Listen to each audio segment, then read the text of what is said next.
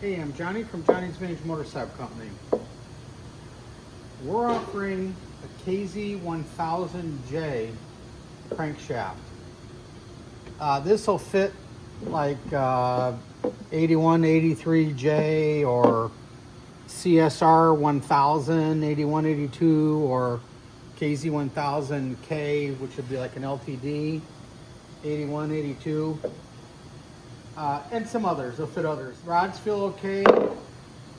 I would massage it, before use, but the bearings all move pretty good. No rust, and the rods feel good on the pins. Okay, we notice a little bit of rust on the inside of the rods at the top here. It's not the worst we've ever seen. It's a good crank for parts. You could possibly hone that out and reuse it, but we just want to bring it to your attention. The ones on the ends are nice.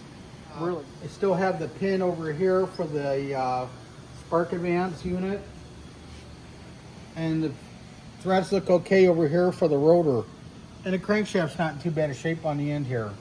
Keep in mind, we do have some rough areas here in the upper rods. Hey, thanks.